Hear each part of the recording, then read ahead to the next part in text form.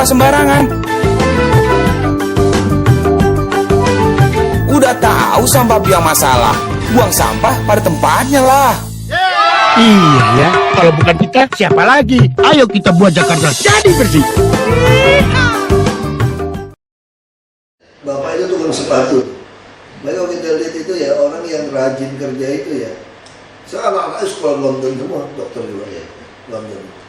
Itu pasti kampung itu. Jadi saya nggak tahu, tapi dia buat di Cina, dia kan jago, dia kan memang orang apoteker. Kalau dokter Yanto saya nggak tahu dari mana, cuma bikin sendiri aja, dia jual hepatoregal gitu, hepatoregal.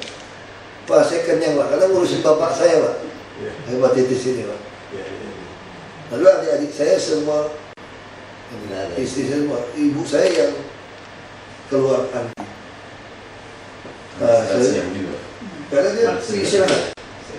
Jadi hepatitis itu saya pikir kunci itu nggak tahu bapak lebih ahli. Pak itu ada bersaudara. Saya beli. Nah, tapi satu negara semua tidak ada. Karena mereka juga suntik. Mereka suntik vaksin. Oh. Jadi waktu bapak saya pertama kena itu ada suntik orang rame-rame kan ibu saya punya apotek. Jadi kita familiar lah sama keluarga dokter kita, dokter datang kita. Jadi suntik. Tapi dari bangga itu banyak. Banyak. Karena juga makan ikan, makan kerang bukan saya bilang. Ini kan jangkitnya gara-gara hubungan seks atau pakai yang bareng atau suntik bareng gitu. Itu kan bukan karena minum kena begitu. Orang nggak ngerti Pak. Yang takut sebetulnya saya itu cukur Pak, itu kan dari lupa. Iya. Justru itu kita waktu baru belajar cukur itu bapak saya ngajarin pakai cukurnya dia. Oh. Itu masalahnya. Kita nggak ngerti. Dulu mana cukur ini juga bisa luka loh. Cukur Philip itu aja bisa luka kalau tertekan terlalu dalam. Nah kita kan biasa kan diajarin. Nah itu ini pengalaman. Dulu kan pengetahuan ini kan rendah sekali pengetahuan. Nggak ngerti gitu. Sama kayak dulu kita dengar HIV takut kan.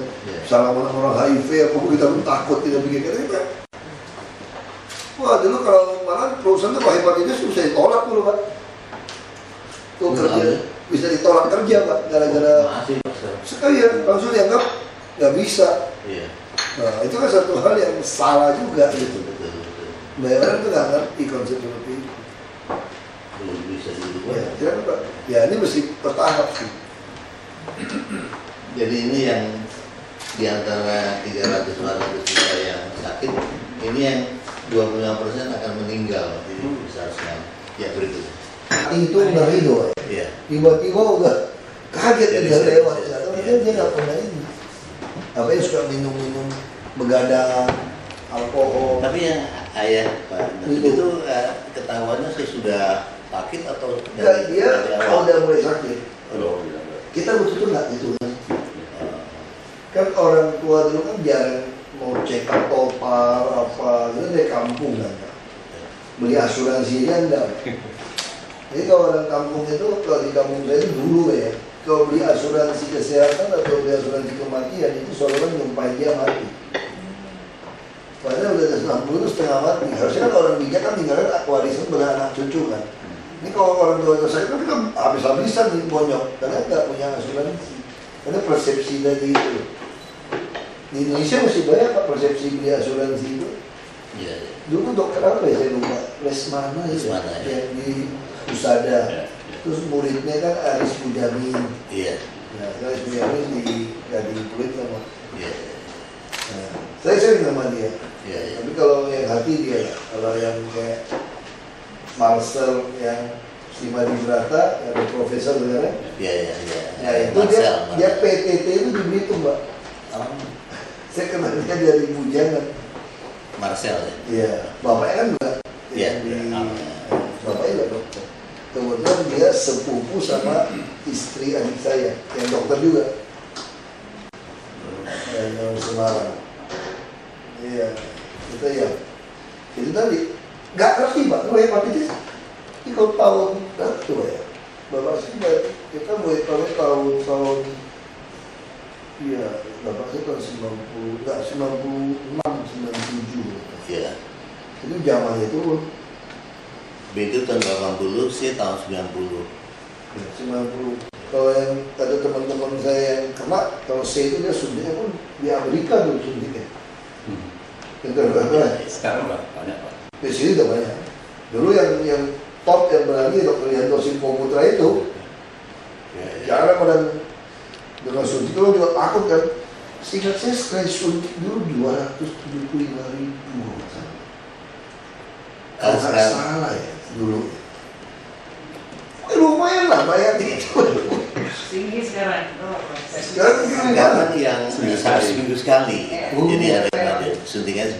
Jadi sekali lebih baik. bikin terbaron. Dulu Tapi kita harganya ya dua 2,5 juta. Ya, sekitar itu. Itu sama dolar beda habis. 2,5 juta. US dollar dulu 2.000 Pak. Iya.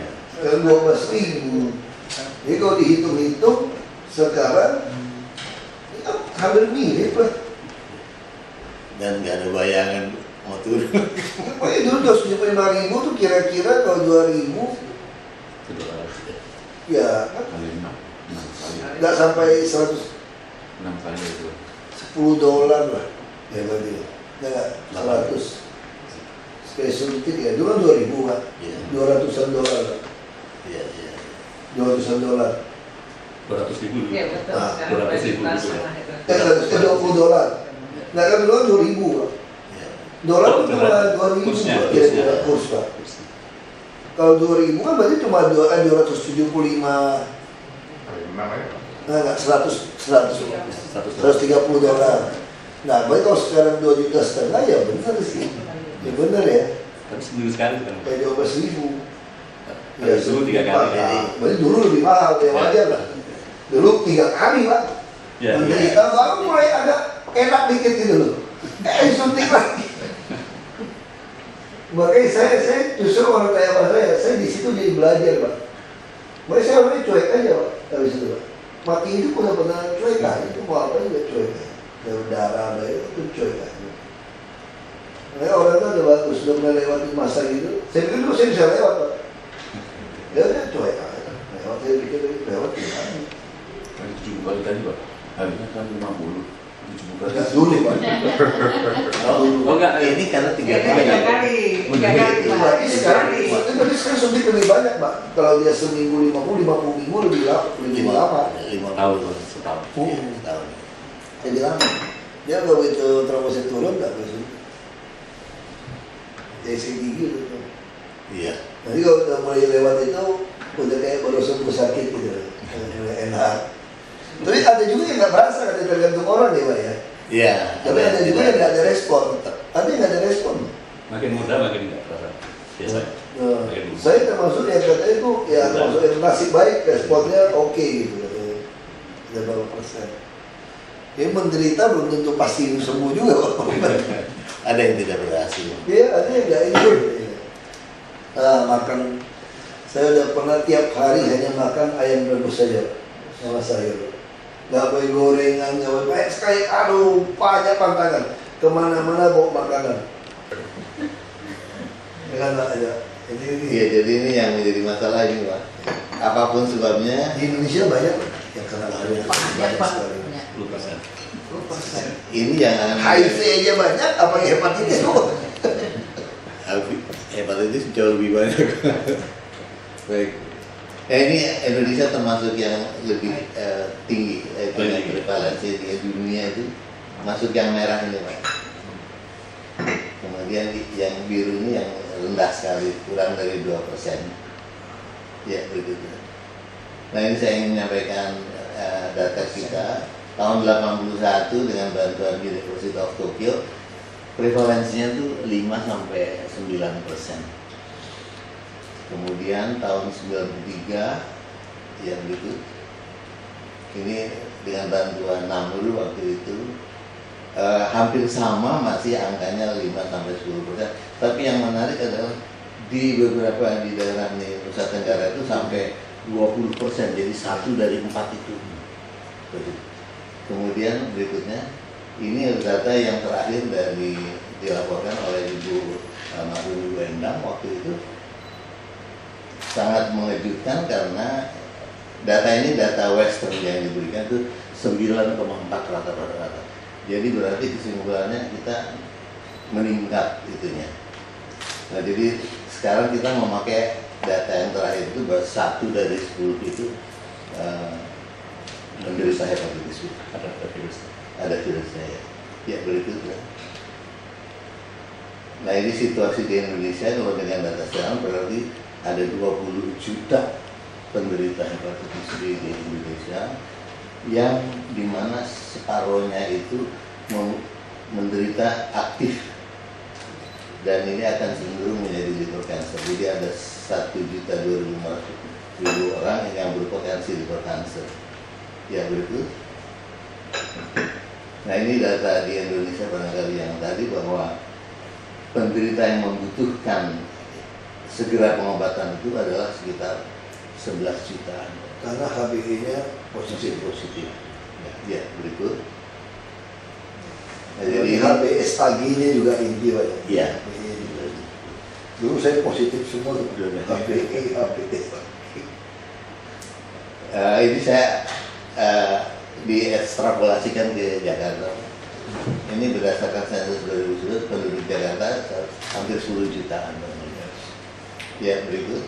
Nah, ini yang menderita di Jakarta ini kalau sepertiga ya, ya, pernah, kemudian yang sekarang masih aktif itu sekitar hampir 500.000 orang. Kalau ada HbA negatif Sudah lebih tenang, tapi ada yang juga silent gitu. Tapi kan itu kan jadi apa? Carrier di sana Carrier. di bawah. Dan itu masih bisa Muncul. muncul. Jadi Nah, ini Pak harga HbA satu paket. tes ini. Baik. Ya. Tes file hati itu pemeriksaan ini untuk satu paket yang diperlukan untuk pengobatan itu 800.000. Jadi pengobatan minimal 2 tahun. Ini sulit itu Pak. Ini yang tablet, karena kalau sudah ada yang tablet sekarang. Jadi ini 8.000. Ya, pemeriksaan HbA dan anti HbA itu 812, dan DNA yang mahal ini 1,4. Itu Jadi itu atau apa? bagaimana? HbA itu apa dok? Sekali. Harganya ini yang 1 kali pemeriksaan untuk ini. 4 kali itu dalam satu paket 2 tahun tuh paling sedikit harus diperiksa berulang gitu. Jadi 1 tahun 2 kali. Oh, jadi sekali periksa 1,8 juta. Ya, Jadi satu orang itu kira-kira 8 juta ya? Ya. Untuk supaya untuk diperiksa ya? jadi satu paket itu 8 juta 2 tahun minimal. Yang sebetulnya sih mungkin harus dipastikan bahwa memang Kita yang hilang sama sekali. BPJS itu kalau nggak ada indikasi nggak mungkin suruh Ya, screening ya ada Pak. Kecuali kalau sakit. Sebetulnya kalau kita mau melakukan screening bagus Pak. Yang pada yang risiko-risiko tinggi. Ya, screening. Kita mau minta yang tes HIV-nya belum semua Iya. itu. Kalau ini jadi bisa pencegahan, kalau misalnya sudah ketahuan tidak jadi sirusis, Iya. lebih murah sekali. Betul. Ya berikutnya. Jadi yang sangat mendesak pada tahap itu di Jakarta sekitar 500.000 jiwa, memerlukan pengobatan segera adalah 200.000 jiwa. Nah, ini saya beberapa itu perjalanan penyakitnya itu dari mulai infeksi akut sampai meninggal itu perjalanan, sebetulnya perjalanan yang panjang, 15-20 tahun, karena silent. Kita sebetulnya bisa memotong di sini untuk tidak terjadi semuanya ini, karena pengobatannya pun kalau sudah sampai sirusis, transplant yang harganya berapa? 1,2 M kemarin Pak. Ada. RSCM yang minta bantuan tiba ke Bapak. Satu orang 1,2 M. Jadi dua-duanya yang diambil separuh Oh, ya. iya. Cina lebih murah, tapi belum pas. Sekarang lebih mahal Pak. Mahal gitu. Sekarang Ya, mahal. Cina lebih mahal sekarang. Oh, Soalnya India yang murah ya? ini ya. Cuma nggak lepas lah hatinya India. Tapi sekarang lebih banyak harus Pak Dahlan Iskan kan? living. Pak Dahlan Iskan kan? Iya. Oh ya, itu donornya orang Cina. Donornya. Sekarang harus family. Cina Orang hidup. nggak boleh lagi. Oh, Dulu kan orang mati, Ah. diambil dari pesawat. Sekarang orang hidup, saudaranya Dari atau saudaranya. Oh, langsung gitu ya. Oh. yang separuh. Ya begitu. Ya ini gambar yang artinya kalau masih kelihatan sehat gitu, tapi ini sudah sirosis. Ya begitu. Ya, Ya, gede perutnya itu. ya ini kelihatan masih ekstremitasnya juga sudah mengurus dan lain-lain. Ya begitu. Ini yang utama sebetulnya ini dari kartun ini ACS-nya ini yang besar, muka di kaki dan tangannya jadi kurus sebetulnya yang lain-lain. Ya begitu. Ini kelihatan belum terlalu menyorot, tapi ini juga sudah barangkali mungkin perjalanan dari hepatitis itu sudah masuk 20 tahunan untuk sampai situ. Lebih lanjut dari ini bisa sampai masih 5 tahun menjadi ya berikut. Ini sudah besar sekali. Kalau sudah sampai segini barangkali umurnya tidak sampai 1 tahun. 90%. Karena nggak ngerti di kampung kenapa tiba-tiba perutnya gede, katanya itu kena dikirimin guna-guna sebagainya. Di kampung tuh gitu, kita nggak ngerti loh. Di Jakarta belum percaya. Ya, dikirimin. Makanya berobat alternatif kemana-mana. Cuma mau Bener Pak, bikin penyakit tapi alternatif.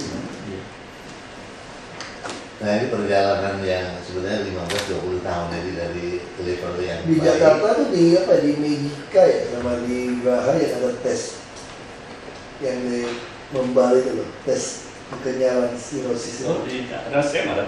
Ada juga Iya, ya. Fitur scan. Oh, Fibro, ya, ya.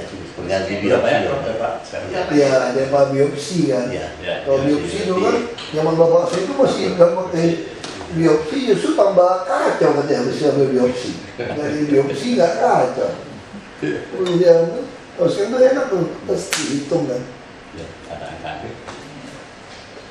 Jadi ini semuanya memakan waktu 20 tahun. Nah ini barangkali buat saya sih menganggapnya ini sebagai suatu berkah Pak. Karena kita sejak tahun 2010 1 Mei keputusan daripada WHO itu dan sebetulnya sponsornya juga salah satu dari Indonesia.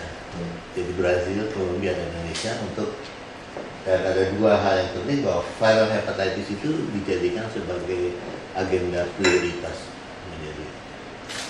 Lalu yang keduanya ya berikut. Ya. Nah, jadi ini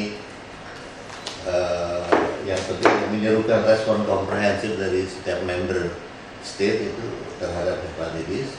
Hepatitis menjadi agenda prioritas dan sejak tahun 2011 setiap tanggal 28 Juli World Hepatitis Day itu. Ini ya berikut. Jadi inti resolusinya sebetulnya menyerukan kepada semua negara di dunia untuk melakukan penanganan hepatitis virus secara komprehensif, mulai dari pencegahan sampai dengan pengobatan, meliputi berbagai aspek termasuk surveillance ini yang penting sekali dan penelitian. Ya berikut. Nah ini sebenarnya strategi yang dari WHO itu diharapkan bagi tiap negara respon terhadap. Jadi pertama peningkatan pengetahuan awareness ini Pak yang memang masih sangat kurang. Lalu surveillance hepatitis B yang sebenarnya berapa sih angka-angka yang betul-betul sebenarnya. Lalu kemudian prevention pencegahan. Kita berterima kasih sejak tahun 1997 bahwa pemerintah sudah memberikan vaksinasi. Tapi tidak diikuti kondisi lanjutan Pak. Jadi hanya satu kali itu tapi tidak ada vaksinasi Itu berikutnya. stop bikin program vaksinasi. Di balita kita kan ada Pak, hepatitis 1, 2 vaksinasi. Iya. Nah, jadi yang tidak ikut vaksinasi ini tidak kena lagi Bu. Iya. Jadi Tapi yang yang setelahnya sebelumnya itu Pak yang potensial kena. Nah, Ya, sekarang anak-anak lahir, anak-anak saya juga harus ditawarin iya. vaksin. Nah yang ini barang yang belum ada Pak akses terhadap pengobatan yang terjangkau. Kalau mahal ya. Tapi harusnya BPJS bisa loh, karena dia harus kita bantu. Tapi nggak ada suntik interferon sih. Sekarang ada yang target. Ada. Sekarang untuk B, terus B ada yang target tanpa suntik. Oh. Tapi terus buat program ini. Iya. Dan itu sebetulnya Kimia Farma sudah ada yang murah. Generik Ya, Udah, Pak. Generiknya 150 gitu. Tadinya 1 juta bisa sampai 150. Ya, Oh sudah keluar ya? sudah. Ya sih, itu Udah bisa. masuk, Pak. Udah Iya, masuk. sudah ya. Udah. Ya sudah, karena dia bisa pulih juga ya, makan terus. Bisa, hanya harus makan Sebagian saja. rumah, nggak semua. Nggak semua juga kan? Nggak. Ada efek apa ginjal atau apa ini? Nggak ada, cek dulu nggak ada. Maksudnya juga obat itu Efek samping nggak ada. nggak ada efek apa ya? Cuma yang berhasil hanya yang pakai yang itu 50%. Yang obat Yang Ya, berhasil ya, sembuh, ya. sisanya nggak sembuh. suntik interferon juga 40% lebih untuk Bisa zaman gitu, ya. saya udah lebih ya, dulu zaman saya itu berapa? Ya. 40 Iya, iya. Yang bisa sembuh. Ya, berikut. Nah, jadi saya mengusulkan waktu itu ke Ibu Di juga bahwa ada pengembangan untuk program ini, jadi saya melihatnya bahwa perlu deteksi dini, Pak. Deteksi awal daripada jadi puskesmas itu sebetulnya suatu sistem yang baik sekali untuk deteksi awal. Jadi terhadap pasien-pasien yang di puskesmas, saya dengar dari Ibu ini juga paling sedikit puskesmas itu 100 orang per hari ini. Jadi Iya. kalau 5% aja itu barangkali 5 orang per hari kali total mungkin kalau ada 400 misalnya sudah jadi 200 per. Jadi ketemu sebenarnya saya hitung-hitung itu 5.000 kasus per kasus baru. Jadi ini puskesmas unggulan ya. Ada seksi hepatitisnya di mana tidak fungsional tetapi kemampuannya saja ditingkatkan dari dokter umum itu beserta juga perawatnya. Jadi di situ hanya pemeriksaan HbA screening yang relatif murah, mungkin tidak sampai 10 ribuan gitu, untuk satu tes. Ya, berikut. Nah, lalu kemudian lanjutannya adalah puskesmas rujukan barangkali yang pembina. Mungkin untuk awal-awal sih tidak perlu banyak-banyak, mungkin 2 atau 3 untuk terutama diagnose ini Pak, pemeriksaan lanjutannya ini yang tadi sampai 2 juta lebih. Nah itu kalau dibuat ada semacam laboratorium yang kita laksanakan sendiri, dan kemudian dengan izin Bu Din saya melihat ke Rawasari Bu. Iya. Ternyata saya ajak teman saya yang ahli di dalam lab, bisa PCR dan lengkap bisa dipakai untuk pemeriksaan. Lapkesda kita. Bisa pakai ya? Bisa. Hanya sekarang itu dalam kondisi dipakai untuk flu burung, Pak. Nah itu yang kemarin kita masih ini Kemkes melakukan yang PCR-nya itu untuk flu burung. Flu burung kan di Jakarta juga kasusnya dan sekitarnya banyak, Pak. Nah kalau kita mempunyai 2, 1 sekarang nggak boleh dicampur ternyata, Prof. Nggak boleh dicampur, Pak. Kita beli dong kalau mesti itu. Beli aja. Ini penting, saya kira kasihan orang-orang yang udah nggak Ya. mampu, dia tidak sadar dia kena Ya. hepatitis. Kalau orang mampu kan nggak masalah kan, ke dokter apa. Yang mampu aja kalau ketahuannya terlambat aja lewat Pak, apalagi, ya kan? Itu bisa Ya, kita kalau itu kita belikan aja ke Prof. Ini penting, benar kata Prof bahwa kita mau nyelamatin nyawa orang ini hepatitis itu bahaya. Orang 90% rusak ya orang nggak masih oke-oke aja udah Prof ya. Iya. Begitu sadar itu biasanya kalau hati, kalau yang nggak punya cek lab, kalau dia udah merasa gangguan itu biasa tuh udah lewat. Betul Pak ya? Ya, Kalau hati udah merasa nggak enak itu udah lewat. Ya, sudah ada terlambat itu.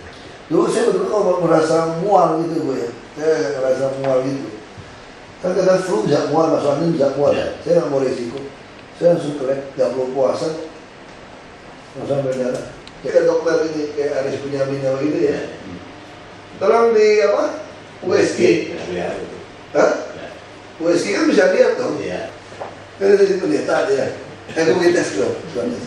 Mahalnya minta ampun ini memang orang susah pasti repot. Kalau kita yang mampu kan tinggal ya di mau tahu aja kan. Ya. Kalau di biopsi itu ngeri kan. Ya. Dasarnya, wah gue sama asisten bilang, wah berarti suntikan bapak itu Bagus. bagus. Pas ya nggak tahu saya berdarah-darah. Makanya saya coba ini kalau orang nggak mampu, Pak. Ya. Saya pulang kampung kata pengobatannya.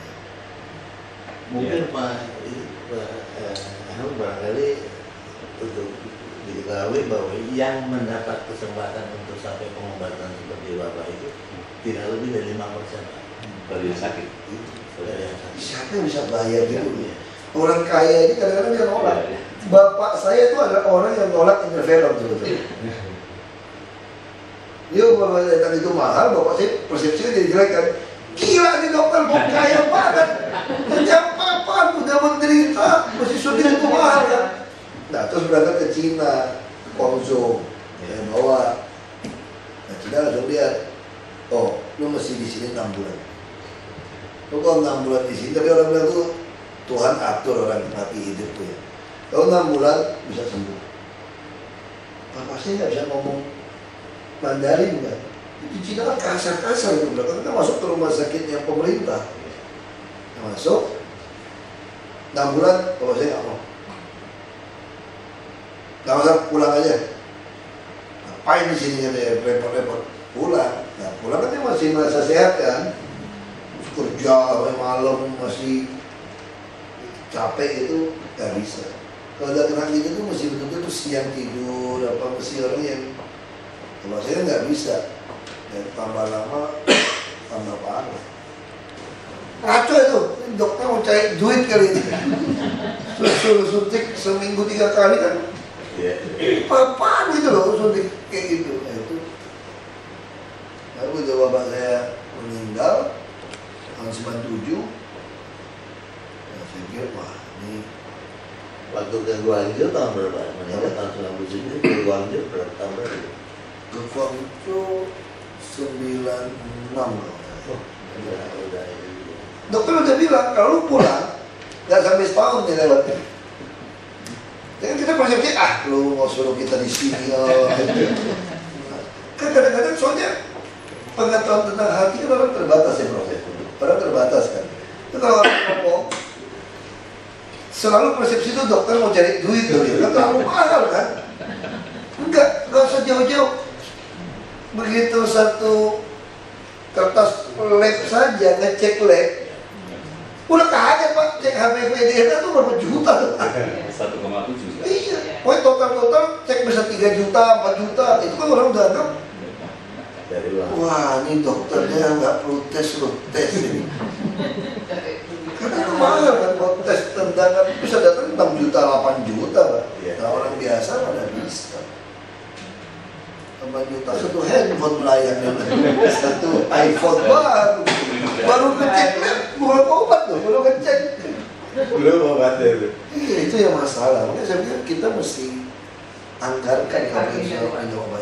Khusus untuk yang Kalau sudah ada indikasi itu, saya pikir harus suntik. Sama sosialisasi ini penting. Jadi untuk orang-orang dewasa, kan banyak yang belum kita siapkan Bu. Jadi orang dewasa siapkan kasih vaksin. Kan masih banyak yang belum pernah. Nah jangan seperti saya dulu kan gitu kan. Ngapain vaksin? Merasa gagal lah. Kita orang hutan, orang gunung kan nggak mungkin dong. Kita nggak main cewek, nggak pakai obat suntik. Tidak Pak. Kita buat orang berisiko, kenapa takut tidak Pak lo? Ke pelacur kagak, pakai obat kagak, ngerokok juga kagak, ngapain pusing? Itu nggak mungkin kan? Pasangannya tetap ya nggak mungkin aneh-aneh, ngapain mau suntik-suntik? Itu kan salah. Makanya hal ini saya kira banyak orang yang tidak tahu, banyak juga orang tahu yang sok tahu seperti saya gitu. Itu tahu itu. Makanya kita pengen yang udah tahu tidak punya duit kita harus ya. dan biasanya yang sok tahu itu punya duit nggak mau aja. Kayak sekarang seorang tes HIV, VCT gratis. Siapa yang mau saya ngajak pergi tes? Kecuali mau naikin tanggungan asuransi baru terpaksa. Saya dulu tes itu gara-gara asuransi. Naikin asuransi diperiksa. Nah yang soal hepatitis berdebat itu Pak. Soal hepatitis bisa berdebat asuransi itu Pak. Asuransi itu pernah saja Pak. Pernah suntik dia nggak mau tahu Pak. Wah udah pernah dia nggak mau terima asuransi. Wah itu sangat susah berdebatnya sama asuransi. Kalau kan saya menyebut kalau saya sakit buat gara-gara itu lagi harusnya kan mau kan.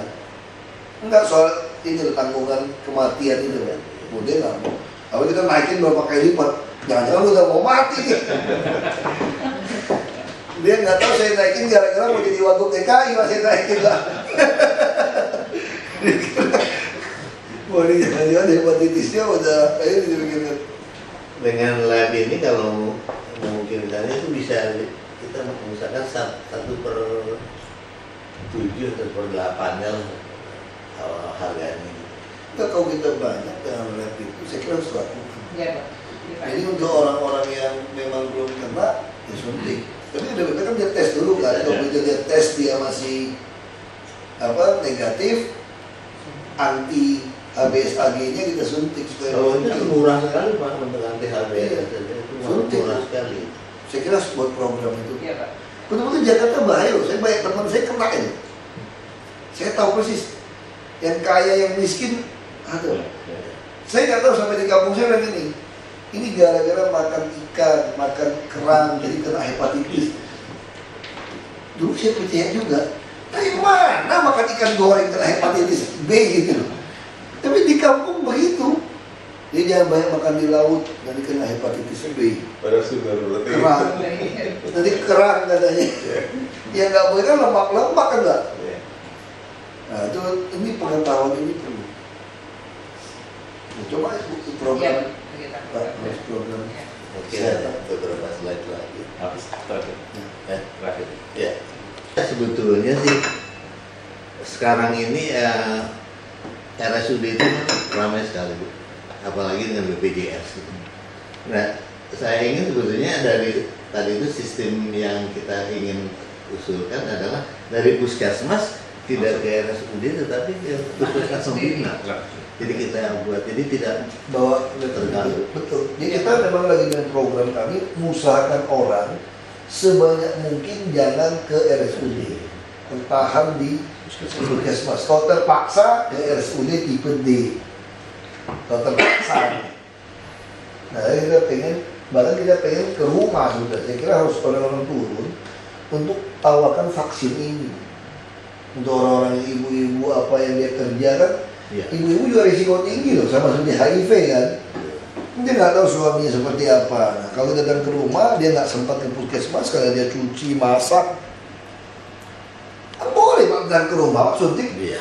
Ibu saya juga semua suntik suruh dokter ke rumah. Kok maksud saya pengen di Jakarta itu orang Jakarta tuh merasa seperti orang kaya tuh. Dokter datang ke rumah, orang kaya kampung kan begitu Pak. Ya, saya nggak tahu. Selalu mesti ada suntik periksa. Itu dokter PT Timah itu kalau pulang kerja jam 20 itu bapak saya telepon suruh datang ke rumah. Datang ke rumah, suntik, obat gitu. Benar datang ke rumah. Terus panggil dukun zaman dulu. Orang kampung saya itu lucu Pak. Nenek saya ini orang kampung Pak. Pakai sarung. Dia turunan ini kan ada campuran Thailand, bapaknya Thailand. Orang ibunya itu saya nggak tahu Cina apa Melayu, tapi dia nggak itu ada nama Cina ya. Kayak sarung, nenek dari bapak saya kayak itu. Itu dia punya saudara itu dukun namanya. Jadi kalau sakit itu buat ke dokter ke dukun. Ini saya kecil tuh saya ngalamin tuh proses itu. Jadi kalau sakit saya pakai, kalau saya pakai itu kapur, coret, silang, itu bawang, kerang, temper. Ya kayak gitu kerjanya itu. Udah maghrib, terus nanti kalau nangis celana bapak saya gitu kan, bapak saya di Jakarta sering traveling deh. Jadi pasti bawa ke celana di depan pintu, baca-bacain, waktu itu mau masuk kasih. Kayak gitu waktu kelakuannya itu di kampung itu. Sampai sekarang bukan? Sampai sekarang masih aneh-aneh. Saya jadi bupati masih orang kirimin tanah kubur, kirimin rambut, telur, masih kayak gitu kelakuannya. Ya, pejabat kita juga banyak masih kelakuannya kedukun Pak, mau jadi pejabat. Ini mau caleg ini nonton di TV banyak ke tempat-tempat aneh-aneh. Presiden 1 triliun Pak. Gitu ya? Iya. Jadi kan? TV Pak. Makanya Presiden 1 triliun. aneh-aneh Pak. Saya tahu persis kok pejabat-pejabat kita Pak ya. Dari pulang ke gunung ini, air. Nah sama kayak hepatitis. Banyak orang waktu kampung ini dia bilang dikirim orang. Dia ngobatin air, mana bisa gitu loh. Makannya masih goreng-gorengan lagi. Ada yang lebih dulu kena stroke. Ini lucu Pak. Saya ada tambang di gunung, di bukit. Ada kampung kira-kira nggak sampai, saya kira rumah itu nggak sampai 10 dulu waktu saya masuk. Kalau udah ditinggalin orang, kan nggak ada yang buka usaha di situ. Nah sekarang udah banyak, sampai 10. Ini menarik kejadian. Tetangga depan kiri kanan kena stroke. Yang punya warung. Wah, isunya ini ada yang ngirim. Gitu. Terus saya coba pelajari kenapa dia kena stroke, yang lain sehat-sehat ya. Salah makan sama, makannya mirip juga. Kadang goreng rebus. Kenapa? Akhirnya saya kesimpulannya gini. Yang kena stroke itu yang punya motor, nggak pernah olahraga. Yang lain tuh jauh butuh naik sepeda. Dia kena stroke yang punya motor, Pak. Yang lain mungkin pola makan sama, kamu tuh jalan sepeda kan, kemana-mana, itu 11 kilo. Ya akibat. Wah saya pikir ini mungkin penyebabnya bukan soal telu-mentelu ini. Darah tinggi kali Pak. Hah? Darah tinggi kali. Enggak. Ya saya nggak tahu. Tapi katanya di waktu cek sih dia bilang kolesterolnya juga tinggi banget. Iya. Dia makan garam juga sana. Ya, saya nggak tahu. Jadi dia mungkin gara-gara satu olahraga, satu nggak olahraga. Iya, tapi itu kemarin kan juga. Nah, sosialisasi saya kira perlu PKK, ibu-ibu. Jadi kemarin termasuk TB Pak. Oh, TB. Kemarin Pak.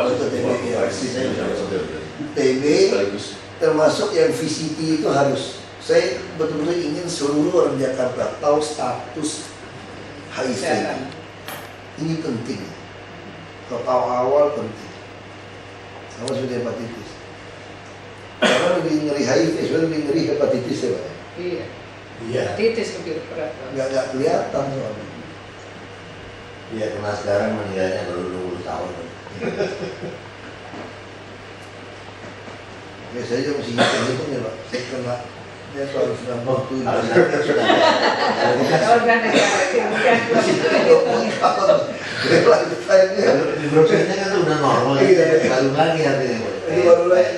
Dulu juga nggak, berarti dulu juga nggak pernah keras. Ya, iya. Cuma udah terancam gitu ya. Ganda sampai rusak. Makanya saya kerjanya cepat Pak sekarang Pak. Saya kuat juga hitungan 20 hari. Itu kan kalau tidak diobatin. kalau nggak diobatin itu Pak. Saya lagi pertanyaan itu boleh nggak jadi artinya di puskesmas itu ada apa namanya Pak? Hepatitis. Oh, boleh minta handphonenya. Ahlinya hepatitis. Iya, saya dengar kalau komentar di koran apa Kompas, ya kan sudah undang aja ibu-ibu muslimah, kayak NU, kayak apa gitu, mereka cepat. Ini kita bikin gitu. Jadi mesti sampaikan mereka ini bukan sesuatu yang menakutkan. Ini sosialisasi kalau Prof yang ngomong kan beda. Yang kalau yang lain ngomong mungkin beda. Jadi di Ini kan nggak ada ya, salah ini 3 ya. Iya, iya.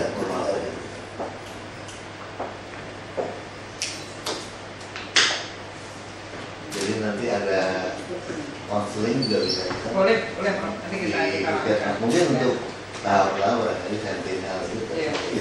Labnya itu dulu supaya puskes kita langsung tes, terus langsung vaksin, langsung obat generik juga kita kasih. 50 yang jadi juga oke, daripada tidak sama sekali. Ya, kalau udah say memang kalau kita mesti anggarkan juga interferon kalau sampai orang udah terindikasi harus mesti ngomong sama BPJS karena Indonesia memang bahaya loh hepatitis ini. Yang punya duit aja, saya untuk pengalaman bapak saya aja nggak mau. Ya mau juga menderita kan disuntik gitu kan, masih demam nggak Pak efeknya? Kalau Iya. masih sama kan? Masih sama, berarti bisa turun trombositnya kan masih sama kan? Sama masih mirip Cuma ada obat gitu untuk Emang. paracetamol aja kasih. Jadi pencegahannya hanya perlu istirahat aja deh. Bukan, sebenarnya ini kan dari hubungan seks, darah. Nah tapi kalau orang yang bisa istirahat cukup, fisik cukup, biasanya tuh antinya keluar. Betul Pak ya? Ibu saya itu keluar antinya. Ibu saya pasti ketular dong kalau bapak saya kan. Iya. Nah dia antinya keluar loh hemat. Nggak punya. Dari awal nggak punya nanti ya. Enggak mungkin kena baru terpancing keluar saya kira kan. Nah ibu saya itu orang itu dia capek dikit dia tidur. Justru kalau dia ke rumah saudara saya itu kalau dia mau diajak ngomong dia nggak enak mau tidur ke rumah orang, makanya dia jarang ke rumah orang. Itu mah sakit. Jadi kalau dia di rumah kan dia bebas kan. Jadi kapan dia merasa mau tidur dia tidur. Dia bisa tidur di range 24 jam kapan dia bisa. Bu saya itu dia muncul. Nah, saya mungkin kerja sampai malam terus nggak sempat kan nggak bisa balik. Ya Pak, boleh nanya Pak Ahad, tidurnya berapa jam? Oh, aku tidur sekarang tergantung. Aku sih gampang. Kalau pulang cepat, aku tidur cepat. Kalau tangan saya cepat pulang, saya jam 9 udah tidur loh. Oh. Saya juga orang yang bisa tidur 24 jam. Jadi sekarang nih, kalau sudah saya tidur, kalau jam segini lebih gampang lagi. Mau yang bangun pagi pun, sudah saya tidur, saya masuk kamar, saya bisa tidur. Gara-gara kena sakit itu saya jadi nyetel pikiran. Dokter bilang kan, kamu kunci harus bisa tidur. Jadi saya mulai menghipnotis saya sendiri. Kalau mau tidur cepat tuh saya bayangin waktu bangun pagi, lagi waktu ujian saya dulu, nggak siap belajar, ngantuk, malas banget dong. Pengen banget dosen atau guru telepon saya, nggak jadi ujiannya gitu. Tidur lagi deh. Nah itu jadi seperti itu Pak. Tapi kalau mau bangun gampang, pikirin kerjaan langsung nggak bisa tidur lagi, pikirin semua. Tapi tidur juga mudah. Mudah. Saya misalnya di lapangan, kan ada anak geologi. Kalau kencing mesti ke sungai keluar kan. Tanah kan udah kena kotor. Nah teman-teman saya betul masuk ke base camp dan dia kan mesti cuci kaki kan. Hampir semua teman saya itu nggak bisa tidur lagi kalau udah balik. Kalau saya balik langsung untuk lewat. Karena waktu ke sana sudah bayangin tidur enak. Ini gue udah bayangin tidur enak. Nah saya itu gampang. Di mobil bisa ya. Wah mobil di mana aja tuh Pak? Saya kalau teman-teman dulu kita sering kan misalnya rapat kerja surat tidur satu hotel gitu kan. Biasa ngobrol gitu. Teman saya bilang saya tidak boleh saya bisa ngomongin aku mau tidur ya, udah ya, aku mau tidur terus ini. Habis ngomong udah langsung lewat, saya kira kamu udah nggak tahu aku mau tidur. Dan kalau tidur saya gampang, tapi memang kurang tidur cicil. Memang kalau kerja sini terlalu nyambung, nggak ada itu. Jadi kalau saya tidur, jadi saya bangun pagi aja. Saya tetap disiplin bangun pagi, tiap hari 4:30 itu, terus olahraga setengah jam. Kadang-kadang kebablasan 35 menit. Olahraga ya satu baju basah, stretching. Olahraga yang ringan aja, Prof. Senam jantung saya. Udah biasa ya. Ya, enggak, saya nggak suka treadmill. Karena kalau saya traveling ke kota kecil, hotelnya nggak ada treadmill. Karena bagi saya itu olahraga itu mesti rutin dan sama. Makanya saya juga nggak suka jalan-jalan pagi keluar. Kalau hujan, angin, nggak ada yang olahraga. Nah saya olahraga nggak pakai alat, nggak pakai sepatu, supaya saya kemana pun oke. Nah kalau nggak bisa tiap hari. Mudah aja senam jantung, terus stretching, tekuk, tarikan supaya lentur, terus ya squat, tahan kaki, terus sit up, push up, pull up. Ya. Itu aja. Lumayan keringatnya. Yang minimal pakai baju nggak terlalu muncul lah perutnya masih oke. Kalau pakai ini masih ya itu aja tiap hari 30-35 menit. Kalau hari Sabtu saya agak kosong atau Minggu udah nggak bisa. Kalau Sabtu agak kosong dikit saya masih berenang setengah jam. Ya gaya bebas terus nyelam buat ya paham. Kalau dulu saya berenang tiap hari kira-kira 35 menit 1.200 meter Senin sampai Jumat kecuali hujan Gaya bebas. Nah, kalau gaya lain terlalu capek, kalau bebas kan enak bolak-balik. Bebas sekarang udah susah. Maksudnya bebas itu gaya Kayak gitu.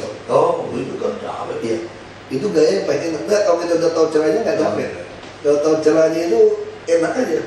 Dan bahkan airnya tuh nggak ada itu jempuk itu nggak. Ya, tapi ombak ada. Kalau yang nggak ada gelombang tuh buaya Pak. Jadi beda beda biawak sama buaya. Saya orang daerah ya. Jadi beda biawak sama buaya tuh di arusnya. Kalau biawak berenang itu ada arus airnya. Kalau buaya itu betul-betul nggak ada arus. Nggak ada arusnya. Jadi kalau kita lihat kayak omongan kayu, diam-diam makin lama makin dekat, kabur aja kira mancing gitu. Itu tuh buaya itu. Nggak ada arusnya. Itu jalan tuh betul tenang, itu hebat. Makanya laki-laki yang jago dibilang buaya tuh gitu kan.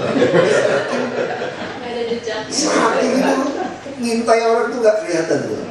Bapak pernah lihat waktu kecil Pak ya, itu monyet Pak di atas pohon Pak. Itu bisa tembak air sama buaya jatuh ditangkap loh Pak. Disembur air. Makanya untungnya buaya nggak ada lidah Pak. Kenapa nggak ada lidah Pak? Kalau dia ada lidah, dia itu makan orang sekaligus, ternyata enak ya, mati dia dia cari semua manusia. Makanya Tuhan itu baik, buaya tuh nggak ada lidah. Nggak ada rasa. Dia nggak ada lidah. Kalau ada lidah, wah kita semua dikejar dia Pak. Bisa naik tuh buaya. Ini pelajaran yang Prof nggak dapat Prof. Ini pelajaran orang kampung Prof. Jadi kalau buaya tuh, tembak aja tuh Pak. Hebat tuh buaya. Dia kayak apa? Kayak ada bau sama tembak air tuh jatuh dari buaya. Ada orang ya. Nggak ngerti. Kayak ada ilmu pelet tuh gitu kan. Ya dari buah, dari apa ya kayak gitu. Ya, langsung aja. Iya, nanti kita bisa. Mau foto di ruangan aja mungkin ya, Prof. Dulu zaman Pak Hojiwo pernah kesini belum? Belum pernah. Suryadi. Pak Suryadi.